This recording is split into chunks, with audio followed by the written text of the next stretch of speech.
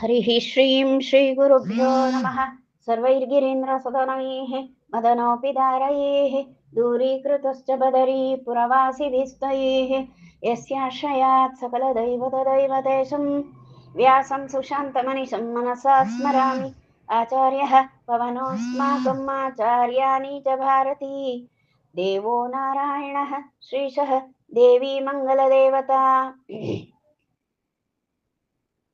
वन्दे हृषीकेशमथो नृसिंहं जनार्दनं चिन्तयधीरूपेन्द्रं श्रीवामनं संस्मर विष्णुमेमि श्रीराममञ्चेऽहमधोक्षजं च रमानिवासोचितवासभूमिः सन्न्यायरत्नावलिजन्मभूमिः वैराग्यभाग्यो मम पद्मनाभतीर्थामृतब्धिः भवताद्विभूत्यै विश्वोत्तमं हरिं श्रीशं विश्वजीवोत्तमानिलं विश्वोत्तमगुणाकारं विश्वोत्तमयतिं श्रेये अशेषवेदान्तकृतान्तसारो व्याख्याविहारान् हरिभक्तिसिन्धून् त्रिविक्रमार्यान् परमान् गुरून् मे नारायणार्यांश्च गुरून् नमामि। माङ्गल्यप्रदते मनोहरगिरा मुग्धास्मि सेयं तव श्रीमत्पादसरोजयोः सुभग गोविन्दार्य मे मानसं माद्यद्यद्यपि चञ्चरीकति सदा हृन्मन्दिरं पावयन् ईशावास्य मदो विधेहि भगवद्भक्तिं प्रदेहि स्थिराम्। हरिः श्रीं श्रीगुरुभ्यो नमः। समस्तगुरुभ्यो नमः। हरिः श्रीं ಶ್ರೀಮನ್ ಮಧ್ವವಿಜಯ ಮಹಾಕಾವ್ಯ ಇದರಲ್ಲಿ ನಾವು ಈಗ 4ನೆಯ ಸರ್ಗದಲ್ಲಿ ನಾವು ವಿಚಾರ ಮಾಡ್ತಾ ಇರುವಂಥದ್ದು ಘಟ್ಟ ಯಾವುದು ಅಂದ್ರೆ ಆಚಾರ್ಯ ಮಧ್ವರ ಚರಿತ್ರೆಯನ್ನ ನೋಡುವಾಗ ಅವರ ಪೂರ್ವಾಶ್ರಮದಲ್ಲಿ ವಾಸುದೇವ ಎನ್ನುವಂತಹ ಹೆಸರಿನಿಂದ ಪಾಜಕ ಕ್ಷೇತ್ರದಲ್ಲಿ ನಾನಾ ಬಾಲಲೀಲೆಗಳನ್ನೆಲ್ಲ ತೋರಿದವರು. ಅವರ ಎಲ್ಲ ಬಾಲಲೀಲೆಗಳು ಕೂಡ ಆಚಾರ್ಯರು ವಾಸುದೇವ ಅಂತ ಕರೆಸಿಕೊಂಡು ಅವರ ಪೂರ್ವಾಶ್ರಮ ಕಾಲದಲ್ಲಿ ಬಾಲ್ಯದಲ್ಲಿ ತೋರಿದ ಬಹುರೀತಿಯ ಲೀಲೆಗಳೆಲ್ಲ ಜನರ ಮನಸೂರೆಗೊಳ್ಳುವ ಹಾಗಿದ್ದಿತ್ತು. ಈಗ ಅವರು ಆ ವಾಸುದೇವ ಗುರುಕುಲ ವಾಸವನ್ನು ಪೂರೈಸಿ ಬಂದ ಮೇಲೆ ಸನ್ಯಾಸ ದೀಕ್ಷೆಯನ್ನು ಪಡೆಯುವಂತಹ ಸಂಕಲ್ಪ ಮಾಡಿದ್ದಾಗಿತ್ತು. ಅದಕ್ಕಾಗಿ ಸನ್ಯಾಸ ದೀಕ್ಷೆಯನ್ನು ಕೊಡುವಂತಹ ಗುರುಗಳನ್ನ ಅರಸ್ತಾ ಇದ್ರು. ಹಾಗೆ ಅರಸುವ ಒಂದು ಸ್ಥಿತಿ ವಾಸುದೇವನದ್ದು. ಅದಿನ್ನು ಮನೆಯಲ್ಲಿ ಪ್ರಕಟ ಆಗಿರಲಿಲ್ಲ. ಆ ವೇಳೆಗಾಗಲೇ ಉಡುಪಿಯಲ್ಲಿ ಇದ್ದಂತಹ ಒಬ್ಬ ಯತಿವರ್ಯರು, ಉಡುಪಿಯಲ್ಲಿ ಅನಂತೇಶ್ವರ ದೇವಸ್ಥಾನದಲ್ಲಿ ಇದ್ದ ಯತಿವರ್ಯರು ಅತ್ಯಂತ ಮಹನೀಯರು, ಮನೋನಿಗ್ರಹ ಸರ್ವೇಂದ್ರಿಯ ನಿಗ್ರಹವನ್ನು ಉಳ್ಳಂತಹ ಮಹನೀಯರು. ಅವರು ವಿರಕ್ತಿ ಭೂಷಣರಾಗಿದ್ದರು. ವಿರಕ್ತಿಯನ್ನೇ ಆಭರಣವಾಗಿ ಹೊಂದಿದಂತಹ, ಭೂಮಿಗೆ ಆಭರಣ ರೂಪರಾಗಿದ್ದಂತಹ ಅತ್ಯಂತ ಮಹನೀಯರಾದಂತಹ ಯತಿವರ್ಯರು. ಹೆಸರು ಅಚ್ಯುತ ಪ್ರಜ್ಞಾ ಅಂತ ಅವರ ಹೆಸರು. ಅಚ್ಯುತ ಪ್ರಜ್ಞ ತೀರ್ಥರು, ಪುರುಷೋತ್ತಮ ತೀರ್ಥರು ಅಂತ ಇನ್ನೊಂದು ಹೆಸರು ಉಂಟು. ಈ ಸಂದರ್ಭದಲ್ಲಿ ಹೇಳಿಬಿಡ್ತೇನೆ, ಮುಂದೆ ಬರ್ಬೋದು, ಎಲ್ಲಾದ್ರೂ ಬರ್ತದೆ. ಪುರುಷೋತ್ತಮ ತೀರ್ಥ ಅಂತ ಒಂದು ಹೆಸರು, ಇನ್ನೊಂದು ಅಚ್ಯುತ ಪ್ರಜ್ಞ ತೀರ್ಥರು ಅಂತ, 2 ಹೆಸರಿದೆ. ಅದನ್ನ ಅಲಂಕಾರಿಕವಾಗಿ ಪರ್ಯಾಯವಾಗಿ ಹೇಳುವುದಾದರೆ ಅಚ್ಯುತ ಪ್ರೇಕ್ಷ ತೀರ್ಥರು ಅಂತಲೂ ಹೇಳ್ತಾರೆ. ಹೀಗೆ ಕೆಲವು ಕಡೆಯಲ್ಲಿ ಕೆಲವು ಪ್ರಸಿದ್ಧವಾಗಿ ಬಿಡ್ತದೆ ಹೆಸರು ಅಷ್ಟೇ. ಇವರ ವಿಷಯವನ್ನು ಹೇಳಬೇಕಲ್ಲ, ಇಷ್ಟು ಇವರ ಪರಿಚಯ. ಯತಿವರ್ಯರಾಗಿ ಇದ್ದಂತಹ ಅಚ್ಯುತ ಪ್ರಜ್ಞರ ಬಗ್ಗೆ ಹೇಳಿದ್ದು. ಈ ಅಚ್ಯುತ ಪ್ರಜ್ಞರು ಇವರ ಪೂರ್ವ ಜನ್ಮದಲ್ಲಿ ದ್ವಾಪರ ಯುಗದಲ್ಲಿ ಇವರು ಅವತರಿಸಿದ್ರು. ಆಗಲೂ ಕೂಡ ಯತಿವರ್ಯರೇ. ಪಾಂಡವರ ಮನೆಯಲ್ಲಿ ಭಿಕ್ಷೆಗೆ ಹೋದ್ರು, ಅಲ್ಲಿಯೇ ಉಳಿದಿದ್ರು ಬಹುವರ್ಷ ಕಾಲ ಅಂತ ಹೇಳ್ತಾರೆ.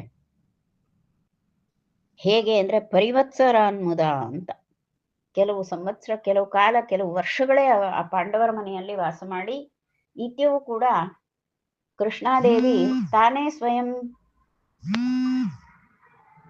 ಸ್ವಯಂ ತಯಾರು ಮಾಡಿ ಬಡಿಸಿದಂತಹ ಆಹಾರವನ್ನ ಇವರು ಭಿಕ್ಷಾವಾಗಿ ಸ್ವೀಕರಿಸಿಕೊಳ್ತಿದ್ರು.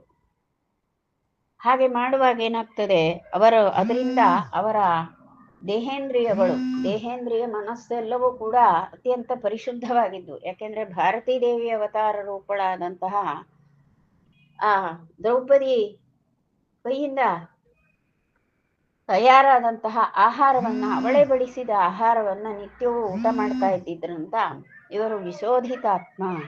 ಇವರ ದೇಹ, ಇಂದ್ರಿಯ, ಮನಸ್ಸು, ಬುದ್ಧಿ, ಅಂತಃಕರಣವೆಲ್ಲ ಪರಿಶುದ್ಧವಾಗಿ ಹೋಗಿತ್ತು. ಕೃಷ್ಣನ ಪರಮ ಭಕ್ತಿ, ಅತ್ಯಂತ ಸರಿಯಾದ ಸುಜ್ಞಾನ ಎಲ್ಲವೂ ಇದ್ದದ್ದು. ಹೀಗಿದ್ದವರು ಇವರು ಮತ್ತೆ ಕಲಿಯುಗದಲ್ಲಿ ಜನ್ಮ ತಾಳಿದರು. ಆಗಲೂ ಯತಿಯಾಶ್ರಮವನ್ನೇ ಪಡೆದುಕೊಂಡವರು, ಯತಿಯೇ ಆದರು. ಹೆಸರು ಅಚ್ಯುತ ಪ್ರಜ್ಞ ಅಂತಾಗಿತ್ತು. ಇವರು ಶಾಸ್ತ್ರಾಭ್ಯಾಸವನ್ನ ಮಾಡಿದ್ರು, ಕ್ರಮವಾಗಿ ಶಾಸ್ತ್ರಾಭ್ಯಾಸ ಮಾಡಿದ್ರು. ಆ ಕಾಲದಲ್ಲಿ ಉಡುಪಿ ಕ್ಷೇತ್ರ ಎಲ್ಲ ಕಡೆಯಲ್ಲೂ ಕೂಡ, ತಮಿಳುನಾಡಿನ ಒಂದಷ್ಟು ಭಾಗವನ್ನ ಬಿಟ್ರೆ ಉಳಿದೆಲ್ಲ ಕಡೆಯಲ್ಲಿಯೂ ಕೂಡ ಅದ್ವೈತವೇ ಬಹಳ ಪ್ರಬಲವಾಗಿದ್ದಂಥದ್ದು. ಹಾಗಾಗಿ ಆ ಅದ್ವೈತ ವೇದಾಂತವನ್ನ ಇವರು ಅಧ್ಯಯನ ಮಾಡಿದವರಾಗಿತ್ತು. ಆದರೆ ಅದರಿಂದ ಅಲ್ಲಿ ಮಾಯಾವಾದ ಬರ್ತದಲ್ಲ, ಮಾಯಾಮತ ಅದು. ಆ ಮಾಯಾಮತವನ್ನ ಅಧ್ಯಯನ ಮಾಡಿದ್ರೆ ಪಾತಕ ಬರುವುದಿಲ್ವೇ ಅಂತ ಪ್ರಶ್ನೆ ಮಾಡಿದ್ರೆ ಇಲ್ಲ. ಯಾಕೆ ಅಂದ್ರೆ ಆಗ ಪ್ರಚಲಿತವಿದ್ದದ್ದು ಅದೇ. ಆದರೆ ಇವರು ಅದರಲ್ಲಿ ಮನಸ್ಸು ಕೊಡ್ಲಿಲ್ಲ. ಅದನ್ನ ಓದಿದ್ದು ಹೌದು, ಆದರವಿಲ್ಲ ಅದರಲ್ಲಿ ವಿಶೇಷ ಆದರ ತೋರ್ಲಿಲ್ಲ. ಒಂದು ಶಾಸ್ತ್ರ, ಅದರಲ್ಲಿದ್ದ ವಿಷಯ ತಿಳ್ಕೊಂಡಿದ್ದು ಅಂತ ಅಷ್ಟಕ್ಕೆ ಇಟ್ರು, ಅದರಲ್ಲಿ ಆದರ ವಹಿಸಲಿಲ್ಲ. ಹಾಗಾಗಿ ಇವರಿಗೆ ದೋಷ ಏನೂ ಉಂಟಾಗಲಿಲ್ಲ. ಸ್ವಲ್ಪ ಪಶ್ಚಾತ್ತಾಪವೇ ಆಯಿತು. ತಾನು ಈ ಕುಶಾಸ್ತ್ರವನ್ನ ಅಧ್ಯಯನ ಮಾಡಿಬಿಟ್ನಲ್ಲ ಅಂತ ಒಂದು ಪಶ್ಚಾತ್ತಾಪ ಭಾವವೇ ಆಯಿತು. ಅದರಿಂದ ಮತ್ತು ಪರಿಶುದ್ಧರೇ ಆಗಿದ್ರು ಇವರು ಅಂತ ಅರ್ಥ. ಇಂತಹ ಈ ಮಹನೀಯರು, ಮಹಾವಿದ್ವಾಂಸರು ಆದಂತಹ ಅಚ್ಯುತ ಪ್ರಜ್ಞರು, ಅವರ ಗುರುಗಳು ಪ್ರಾಜ್ಞತೀರ್ಥರು ಅಂತ ಹೀಗಿತ್ತು. ಅವರು ಈ ಅನಂತೇಶ್ವರ ದೇವಸ್ಥಾನದಲ್ಲೇ ಪ್ರಾಜ್ಞತೀರ್ಥರು ಶಿಷ್ಯರಾದ ಅಚ್ಯುತ ಪ್ರಜ್ಞರು ವಾಸ ಮಾಡ್ತಾ ಇದ್ದದ್ದು. ಅನೇಕ ಮಂದಿ ಶಿಷ್ಯರಿದ್ದಾರೆ, ಯತಿ ಶಿಷ್ಯರು, ಯತೀತರ ಶಿಷ್ಯರು ಎಲ್ಲರೂ ಕೂಡ ಇದ್ದಂತಹ ತಾಣ ಆ ಅನಂತೇಶ್ವರ ದೇವಾಲಯ. ಹೀಗಿರುವಾಗ ಇವರಿಗೆ ಅತ್ಯಂತ ವಿನಯ ಇದ್ದಿತ್ತು. ಉಪನಿಷತ್ತುಗಳಲ್ಲಿ ಅತ್ಯದ್ಭುತವಾದ ಪಾಂಡಿತ್ಯ ಇದ್ದವರಿವರು. ಉಪನಿಷತ್ತಿನಲ್ಲಿ ಅಪ್ರತಿಮವಾದ ಪಾಂಡಿತ್ಯ ಉಳ್ಳವರು. ಉಪನಿಷತ್ತನ್ನೆಲ್ಲ ಅಷ್ಟು ಬಹಳ ಬೇಗ ಮೇಲೆ ಅರ್ಥ ಬರ್ತದಲ್ಲ, ಅಷ್ಟನ್ನು ಮಾತ್ರ ತಿಳಿಯುವಂಥದ್ದಲ್ಲ, ಅದಕ್ಕೂ ಆಳವಾದ ಅರ್ಥ ಇರ್ತದೆ. ಇವರು ಉಪನಿಷತ್ತಿನ ಜ್ಞಾನದಲ್ಲಿ ಬಹಳ ಮೇಲ್ಮಟ್ಟದಲ್ಲಿದ್ದವರು.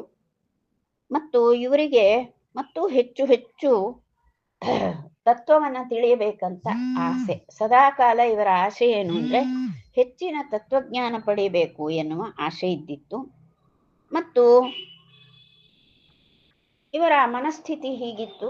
ಮಹಾಯತಿವರ್ಯರು, ಮನೋನಿಗ್ರಹ, ಇಂದ್ರಿಯ ನಿಗ್ರಹ ಉಳ್ಳವರು. ಹೀಗಾಗಿ ಇವರ ಗುರುಗಳು ಪ್ರಾಜ್ಞತೀರ್ಥರಿಗೆ ಈ ಅಚ್ಯುತ ಪ್ರಜ್ಞರನ್ನು ಕಂಡ್ರೆ ಬಹಳ ಪ್ರೀತಿ ಇತ್ತು. ಮುಖ್ಯವಾಗಿ ಅಲ್ಲಿ ವಿನಯ ಭಾವ ಇತ್ತಲ್ಲ, ವಿನೀತಂ ಅಂತ ಹೇಳ್ತಾರೆ, ವಿನೀತರಾಗಿದ್ದದ್ದು. ಸಮೀಪಕ್ಕೆ ಕರೆದು ಒಮ್ಮೆ ಮಾತಾಡ್ತಾರೆ. ಯಾಕೆ ಅಂದ್ರೆ ತಾವು ಬಹುದಿನ ಬದುಕುವವರಲ್ಲ, ಸದ್ಯದಲ್ಲೇ ತಾವು ಮೃತ್ಯುವಶರಾಗ್ತೇವೆ ಆಗುವಂಥದ್ದಿದೆ. ಹಾಗಾಗಿ ಶಿಷ್ಯನಿಗೆ ಹಿತಮಾತು ಹೇಳಬೇಕು ಅಂತ ಸಮೀಪಕ್ಕೆ ಕರೆದು ಈ ರೀತಿ ಮಾತನ್ನು ಹೇಳ್ತಾರೆ. ಏನು? ಹಂ ಸ್ವಯಂ ಬ್ರಹ್ಮನ ಕಿಂಚಿದಸ್ತಿ ಮತ್ಪರಂ ವಿಜೃಂಭೇತ ಯದಾ ಸ್ಫುಟಂ ಚಿತಿ ಇತಿ ಹಮಾಯಾ ಪಾದಿತಂ ನಿರನ್ವಯಾತ್ ಸುವ್ರತ ಮಸ್ಮ ವಿಶ್ವಸೀಹಿ ಅಂತ ಹೇಳಿದ್ರು. ಏನು ಇದರ ಅಭಿಪ್ರಾಯ ಅಂತ ಕೇಳಿದ್ರೆ, ಅಹಂ ಸ್ವಯಂ ಬ್ರಹ್ಮ, ನಾನೇ ಸ್ವಯಂ ಬ್ರಹ್ಮ. ಬ್ರಹ್ಮ ಯಾವುದೋ ಬೇರೆ ಅಲ್ಲ, ನಾನೇ ಬ್ರಹ್ಮ.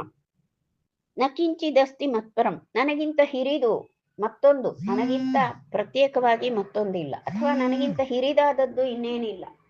ನಾನೇ ಬ್ರಹ್ಮ ಆದಾಗ ನನಗಿಂತ ಭಿನ್ನವಾದದ್ದು ಮತ್ತೇನಿಲ್ಲ, ನನಗಿಂತ ಹಿರಿದಾದದ್ದು ಏನೂ ಇಲ್ಲ ಎನ್ನುವಂತಹ ಈ ಒಂದು ಸ್ಪಷ್ಟವಾದಂತಹ ಜ್ಞಾನ ಯಾವುದರಲ್ಲಿದೆ? ಮಾಯಾವಾದದಲ್ಲಿದೆ. ಇತಿಹ ಮಾಯಾ ಸಮಯೋಪಪಾದಿತಂ. ಇಹ ಅಂದ್ರೆ ಇಲ್ಲಿ, ಇತಿ ಈ ರೀತಿಯಾದಂತಹ ಮಾತು ಇಲ್ಲಿ ಈ ಭೂಮಿಯಲ್ಲಿ ಪ್ರಚಲಿತವಾಗಿರುವಂಥದ್ದು. ಈಗ ಮಾಯಾ ಸಮಯೋಪಪಾದಿತಂ, ಮಾಯಾಮತದಲ್ಲಿ ಈ ರೀತಿ ಪ್ರತಿಪಾದನೆ ಮಾಡ್ತಾ ಇದ್ದಾರೆ. ಜೀವಾತ್ಮನೇ ಪರಬ್ರಹ್ಮ ಅಂತ ಹೇಳುವಂಥದ್ದು ಮತ್ತು ತನಗಿಂತ ಮತ್ತೊಂದು ಉತ್ತಮರಿಲ್ಲ ಅಂತ ಹೇಳುವಂಥದ್ದು ಇವೆಲ್ಲವೂ ಕೂಡ ನಡೆದಿದೆ. ನಿರನ್ವಯ ಸುವ್ರತ ಮಸ್ಮ ವಿಶ್ವಸಿಹಿ. ಹೇ ಸುವ್ರತ, ಯತಿವ್ರತನಾಗಿ ಯತಿಧರ್ಮ ವ್ರತದಲ್ಲಿ ನಿಷ್ಠನಾದಂತಹ ಅಚ್ಯುತ ಪ್ರಜ್ಞ, ನೀನು ಈ ಮಾತುಗಳಲ್ಲಿ ಮಾ ವಿಶ್ವಸಿಹಿ, ಅದರಲ್ಲಿ ವಿಶ್ವಾಸ ಮಾಡಬೇಡ, ನಂಬಬೇಡ ಇದನ್ನ, ಈ ಮಾಯಾವಾದವನ್ನ. ಯಾಕೆ ಅಂದ್ರೆ ನಿರನ್ವಯ, ಇದು ಶ್ರುತಿವಾಕ್ಯಗಳಿಗೆ ಅನ್ವಯ ಆಗುವುದಿಲ್ಲ, ಶ್ರುತಿ ಪ್ರಕಾರವಾಗಿ ಇಲ್ಲ, ಇದು ಶ್ರುತಿ ವಿರುದ್ಧವಾದಂತಹ ಅಭಿಪ್ರಾಯ. ಹಾಗಾಗಿ ಇದನ್ನ ನೀನು ಒಪ್ಪಬಾರದು, ಇದನ್ನ ನೀನು ನಂಬಬಾರದು ಅಂತ ಹೇಳಿದ್ರು. ಯದೇತದಾತ್ಮೈಕ್ಯಂ ಉಪಾಸ್ತಿ ಚೋದಿತಂ ನ ಮೇ ಗುರೋರಪ್ಯಪರೋಕ್ಷತಾಂ ಗತಂ ಪುರಾತನಾನಾಂ ಅಪಿ ಸೌಮ್ಯ ಕುತ್ರಚಿತ್ ತತೋ ಮುಕುಂದಂ ಭಜ ಸಂವಿದೆ ಮುದ. ಹೀಗೆ ವಿಶ್ವಾಸ ಮಾಡಬೇಡ ಮಾಯಾಮತದ ವಾದದಲ್ಲಿ ನೀನು ವಿಶ್ವಾಸ ಮಾಡಬಾರದು ಅಂತ ಹೇಳಿದ್ರಲ್ಲ, ಹಾಗೆ ಗುರುಗಳು ಹೇಳಿ ಮಾತನ್ನು ಮುಂದುವರಿಸ್ತಾರೆ. ಅದನ್ನೇ ಈಗ ನಾವು ಇವತ್ತು ನೋಡ್ಲಿಕ್ಕೆ ಇರುವುದು.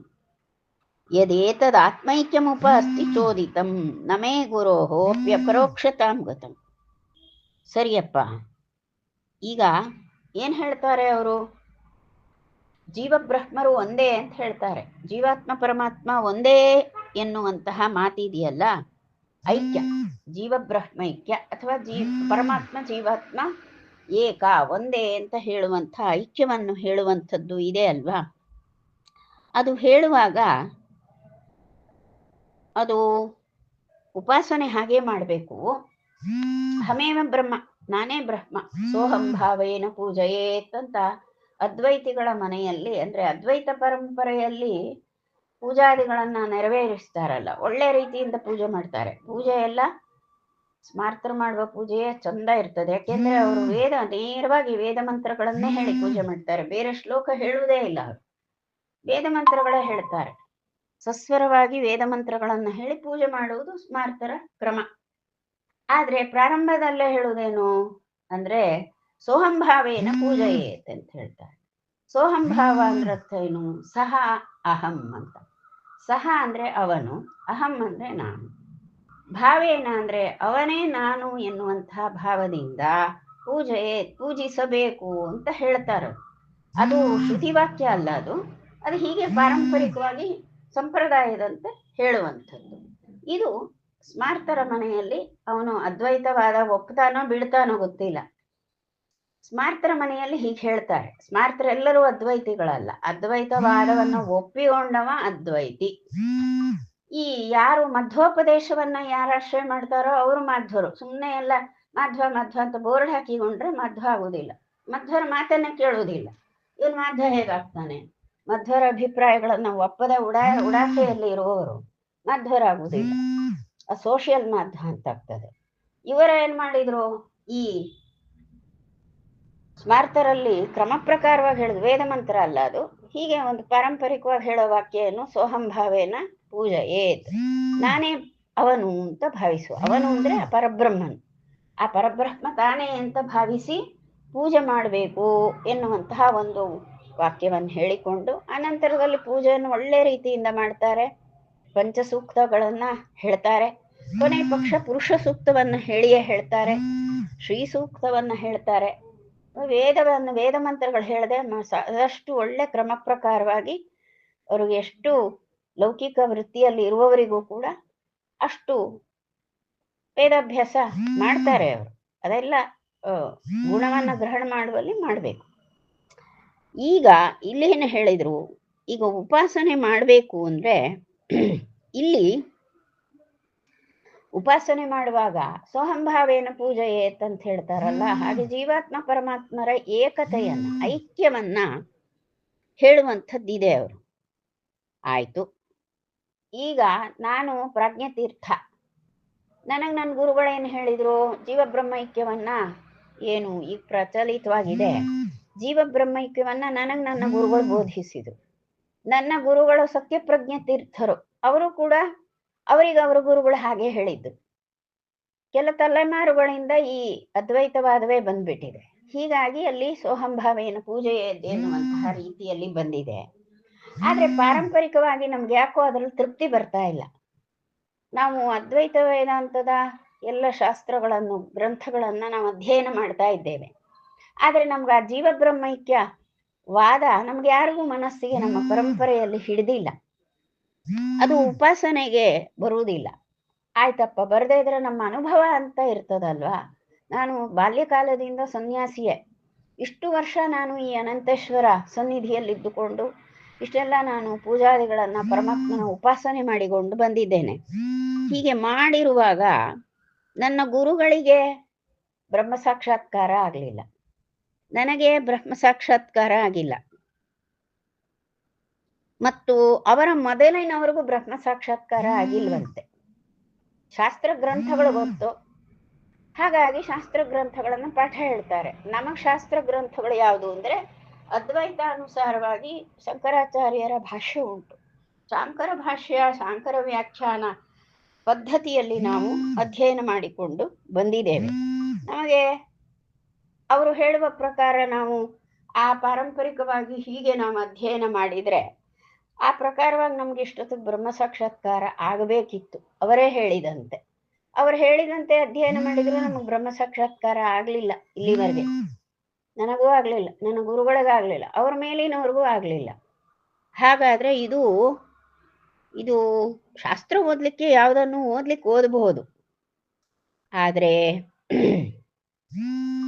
ಇದರಿಂದ ನಮಗೆ ಸರಿಯಾದ ಶ್ರುತಿಯ ಅಭಿಪ್ರಾಯ ಸಿಗುವುದಿಲ್ಲ, ಶ್ರುತಿಯ ಯಥಾರ್ಥ ತಾತ್ಪರ್ಯ ಸಿಗುವುದಿಲ್ಲ.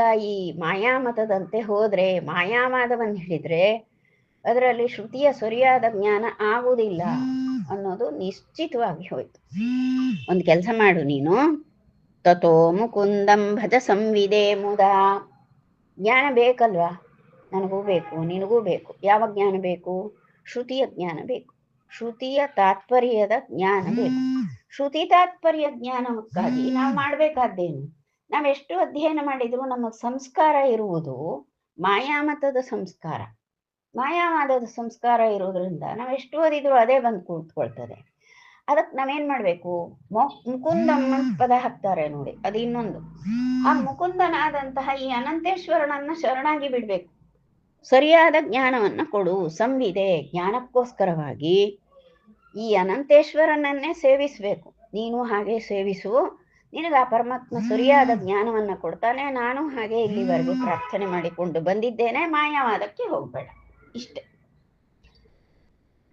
ಹೀಗೆ ಮುದಾ ಮುಕುಂದಂ ಭಜ, ಸಂತೋಷದಿಂದ ಪ್ರಸನ್ನತೆಯಿಂದ ಮುಕುಂದನನ್ನು ಭಜಿಸುವುದು. ಇಲ್ಲಿ ಅನಂತೇಶ್ವರನಿಗೆ ಮುಕುಂದ ಅಂತ ಕರೀತಾರೆ. ಮುಕುಂದ ಅಂದ್ರೆ ಅರ್ಥ ಏನು? ಮುಕುಂದ ಅಂದ್ರೆ ಮೋಕ್ಷಪ್ರದ ಅಂತ ಅರ್ಥ. ಮುಚಿಲ್ರು ಮೋಕ್ಷಣೆ ಅಂತ ಧಾತು, ಆ ಧಾತುವಿನ ಮುಚಿಲ್ರನಿಂದ ಮುಕುಂದ ಶಬ್ದ ಬಂದಿರೋದು.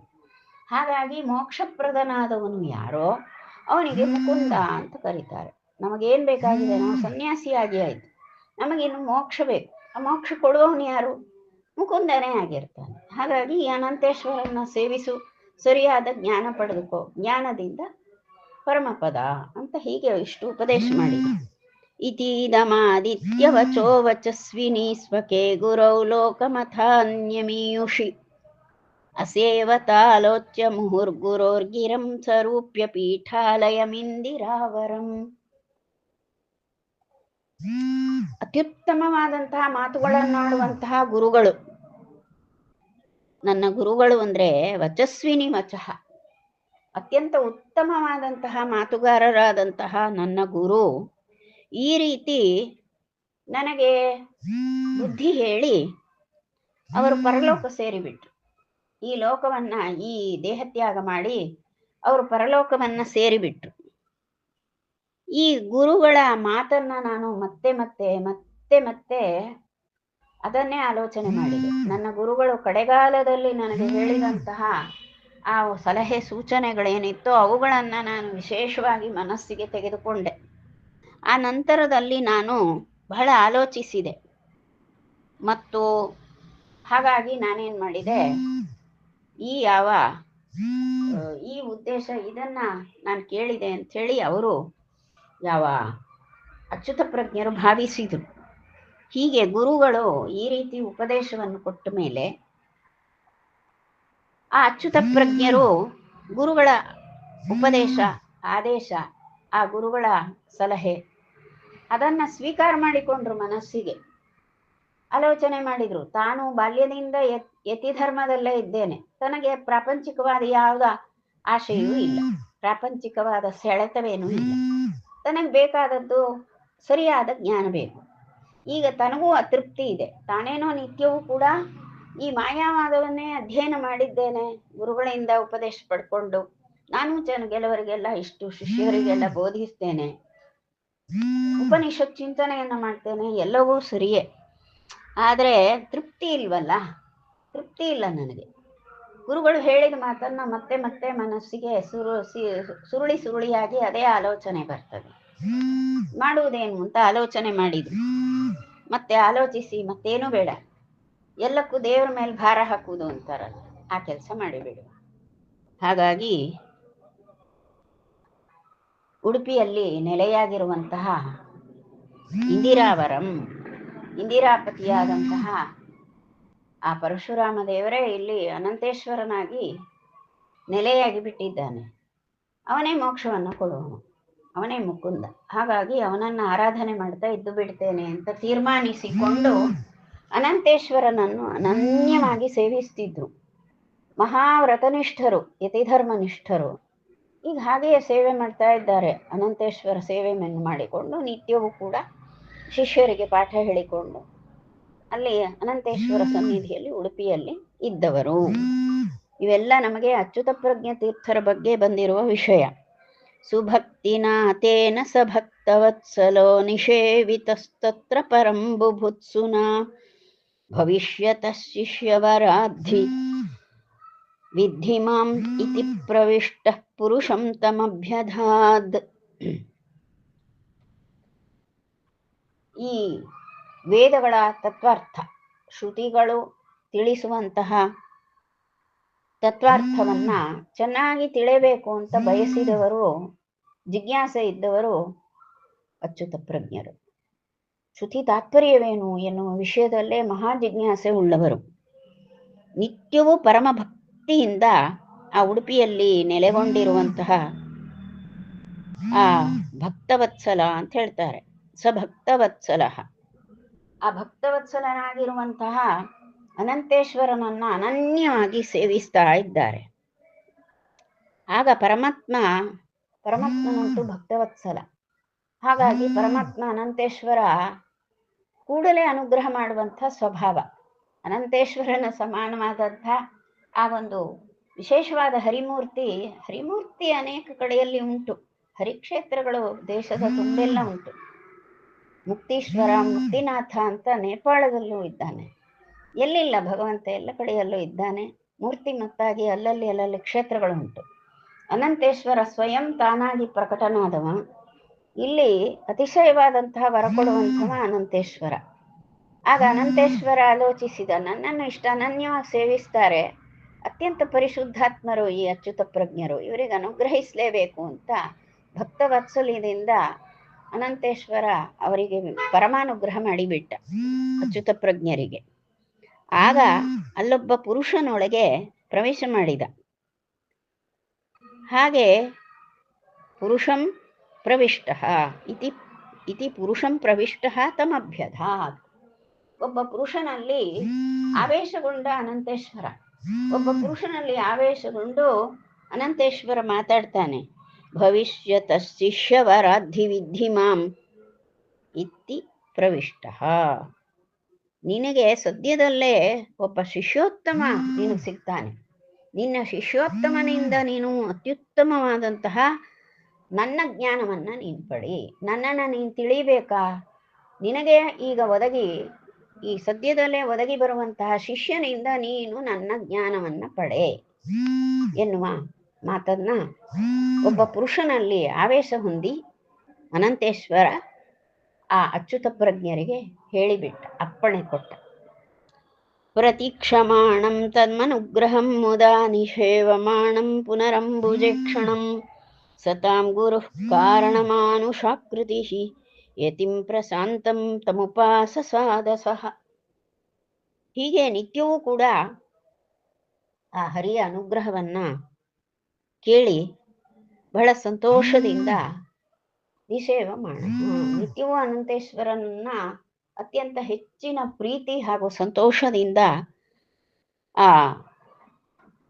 ಅಂಬುಜದಂತೆ ಕಣ್ಣುಳ್ಳಂತಹ ಆ ಅನಂತೇಶ್ವರ ದೇವರನ್ನ ನಿತ್ಯವೂ ಪರಮ ಭಕ್ತಿಯಿಂದ ಅಚ್ಯುತ ಪ್ರಜ್ಞರು ಸೇವಿಸ್ತಾ ಇದ್ರು. ಜೊತೆಯಲ್ಲಿ ಪ್ರತೀಕ್ಷೆ ಮಾಡಿದ್ರು.